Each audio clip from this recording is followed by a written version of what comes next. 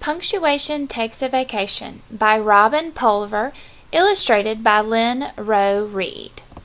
Day after day, the punctuation marks showed up in Mr. Wright's classroom. Day after day, they did their jobs. They put up with being erased and replaced and corrected and ignored and moved around. Then on the hottest, stickiest day the class had ever seen, right in the middle of a lesson about commas, Mr. Wright mopped his forehead and said, "Let's give punctuation a vacation." As the kids cheered and headed for the playground to cool off, the punctuation marks stared at one another in disbelief. "Is this the thanks we get?" asked a question mark.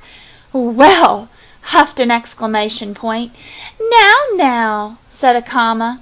"We should take a vacation," said a period. "They'll soon learn how much they need us."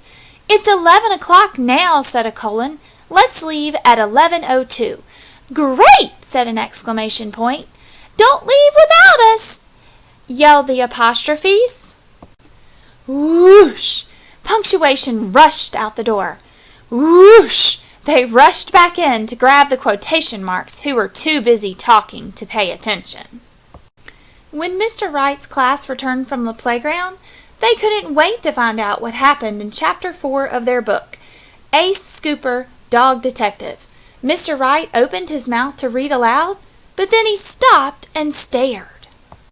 "This is weird, the punctuation is missing. Uh-oh, where could it be? Yikes, maybe punctuation took a vacation. We're in big trouble now." Mr. Wright was right. Nothing made sense without punctuation. A couple days later, the school secretary delivered a small bundle of postcards to Mr. Wright's class. They were postmarked, "Take a Break, Lake." "Do you miss us? How much? Why couldn't we take a vacation sooner? Guess who? We flop, we plop, we stop. We stay put in our lounge chairs. We are happy thinking our complete thoughts. Thoughtfully yours, Sentence Stoppers." Dear friends, swimming, sailing, sunning, soaring, water skiing. Next time we must remember bug spray, toothpaste, flashlight, water shoes. Sincerely, List Makers. Greetings to Mr. Wright's class. This postcard doesn't take the place of a letter. If anybody takes the place of a letter, that's us. It's our job. We know we're possessive, but that's the way we are. Don't forget us while we're gone. Substitutes. A big hello from Vacation Paradise, where the water is as clear as a well-punctuated sentence. We talk all day, we talk all night. Too busy talking to write any more. The yakety yaks. Kids, writing this on schedule at 1:15. Yummy lunch at 11:55. Going swimming at 3 o'clock sharp. The timekeepers. Wow, what a ride! You should try tubing. Scary, fun, yikes! Hold on! We want Mommy! Emotional us. The kids guessed who wrote the postcards, and they wanted to write back, but they couldn't write without punctuation. The best they could do was borrow some from Mr. Rongo's class next door, where punctuation seemed to be running wild. "Dear punctuation, please come back. We need you. We miss you too.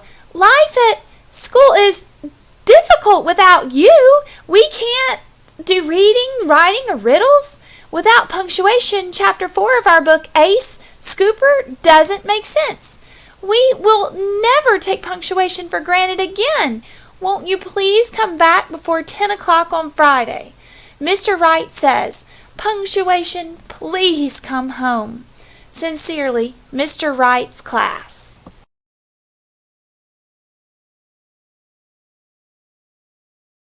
So the punctuation marks returned to Mr. Wright's classroom to do the jobs only they could do. Mr. Rongo's unruly punctuation scrambled back to their own classroom.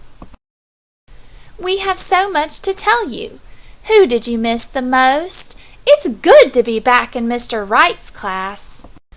Commas, periods, exclamation points, question marks, colons, apostrophes, quotation marks. Take your places. 10 a.m. Time to study us.